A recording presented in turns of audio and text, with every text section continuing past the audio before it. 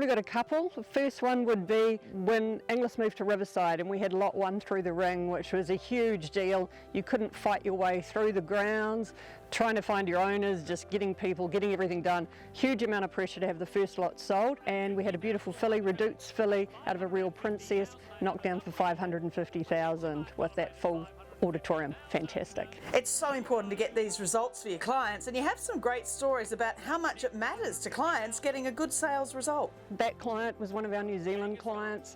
We'd sold his highest priced horse the year before for 620, and for him to get 550 for this filly was fantastic. From the other end of the spectrum, probably a big kick from an owner's perspective for us was Ross Shrimpton selling his very first yearling, a press statement yearling colt. We got 130,000 for that, and the reserve was 50,000. So for him as a first time owner, he'd raced the mare with a syndicate, brought it out, and he ran and grabbed Georgia, great big hug, overjoyed. And he's a very successful racehorse owner. So to see him that happy for a result and his first yearling through, stoked. Akau Racing is one of global racing's great success stories, with David Ellis and his wife Karen having brought joy to countless owners in Australia and New Zealand for many years. I caught up with David in the pre-COVID era at the Karaka yearling sales to talk about the great yearlings he's bought, such as Probabeel, Melody Belle and Akau Shark, and it was straight after the Akau Tangerine had been carried to success for the 4th successive year in the Karaka Million by Probabeel. Congratulations. Right over the top. Good on to win it. The Kiwis fighting back Avantard.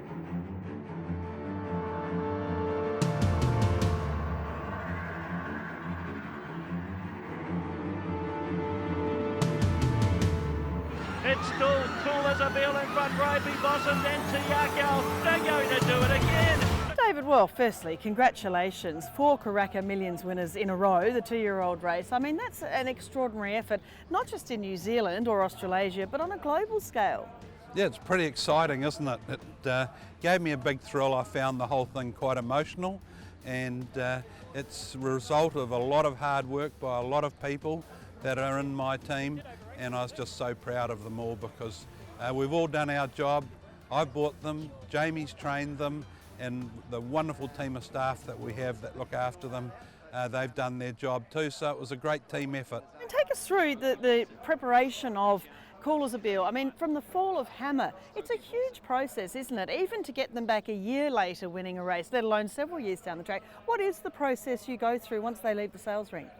Well, even before the sales ring, fed our studs in the Manawatu, and Joe Walls and I went down there 13 months ago to inspect the yearlings, and we went to this boutique operation, and they had 3 yearlings in the sale, 2 Savabeels and a filly, and I finished up buying all 3 of them, 2 at the sale and the one they passed in, and I bought it at the ready to run sale.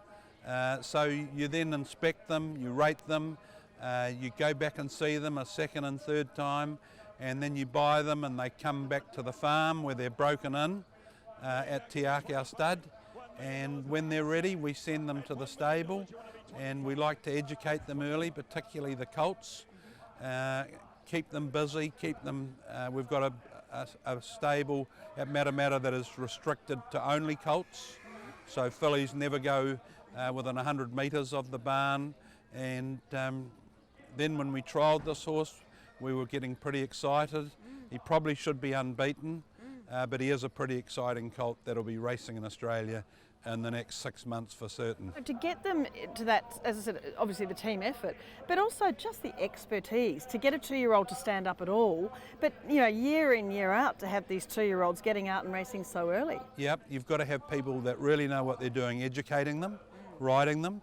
We'd probably have the best track work riders our company's ever had. And of course we've got Opie, who rides work most mornings, and it's a really big team effort, but you've got to have the right people handling these horses because we don't push the 2-year-olds. They have to tell us that they want to do it, and if they do that we then let them race, and yeah. And it's a credit to you as well, obviously, not just, picking them and your methodology and knowledge and experience, but also the people we've talked about it before, the young people you're bringing together. I mean, your Jamie Richards as a trainer is an absolutely sensational trainer as a young man, but you've also helped, given him that confidence to give him, the ability to go on and train these horses to this degree. Yeah, he's a pretty exceptional young man. I'm very proud of him. He's got a terrific work ethic, but he's very clever, very smart, listens, and is very good. You only ever need to tell him something once and it just happens. And he's good fun and a really lovely guy to work with. Does he sometimes say, well, hang on, David, I'm not sure, I'd rather do it this way? Does he sort of do that, or you're always all in agreement? No, we have a lot of discussion, and if we're not sure, Mark Walker, who trains for Te Akau in Singapore, is normally the referee. Right. So we get a third opinion from him. But it is a very happy team, and there's never any disagreements or arguments, just good, healthy discussions. All we want to do is for the best for our horses. And interestingly enough, that all those 4 Karaka Million horses, the winners, they've all gone on. Look at Melody Belle, look at Avantage, and look at Probabeel. So they're not just 2-year-olds that we're buying horses that can race at 2, but ones that'll train on. Funstar and Probabeel down the outside. Well, that was the next thing I was going to say. It's so rewarding, isn't it, that they can train on and be, Probabeel, I'm sure in a year or so she'll still be racing at the elite level. Yeah. And what she did in Australia already was so great. But it's also an interesting thing of where they go, the stud offers for Akau Belle. How do you handle that? Do you just wait and say, look, it's not on the drawing board until he's raced further on? Or what do you do in negotiations about these studs that I understand are interested in the colt?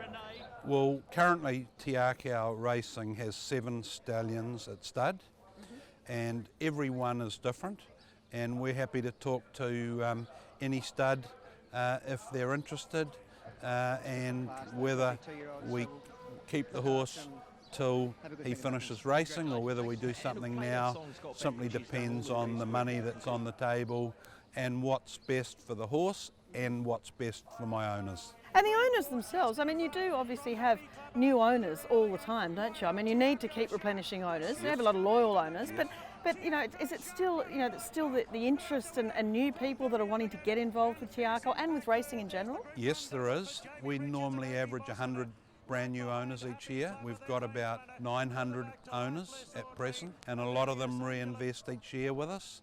But we're always on the lookout for new owners because we enjoy meeting them. We find it exciting when they come and stay on the farm or come and have lunch, and we enjoy showing them around, and we enjoy seeing the thrill that they get out of having a winner with us. Here comes Avantage on the outside. And you've given so many of them such great thrills, and obviously again here buying some lovely horses. The Thoroughbreds Bay Rock from Windsor Park for $875,000.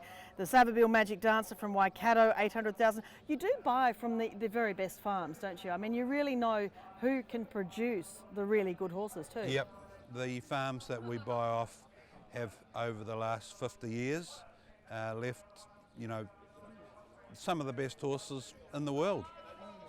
Look at Windsor Park that I bought that Thoroughbreds colt from. They bred So You Think. One of the best horses that I've seen in my lifetime. And Trelawney Stud. What have they bred? 6 or 7 Melbourne Cup winners. And pretty much every horse I buy off them is a good horse. They're just great farms, and of course Cambridge Stud. We love buying there because what Brendan and Joe Lindsay are doing for our industry is just quite incredible. And Henry Plumtree, well, they don't come any better than him. And we've got a great association with them, so it just works well. So overall, this looking at the Karaka sale and the market here in New Zealand, how would you see it? There is a lot of money that comes in from Australia or from Asia, but obviously the racing is still a way to go as far as resolving all the issues with prize money and so on. But where do you see the industry at the moment? The breeding industry, I think, is really exciting.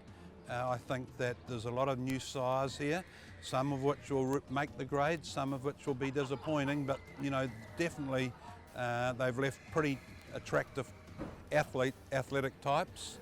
The racing industry, well, we're just fortunate that we've got Winston Peters, who's be the best racing minister that we've had for a while, and he's making some big changes, tax deductions, making the Inland Revenue Department more user-friendly, and it will make a big difference. What a body bear, a mighty bear, Melody Belle has won it.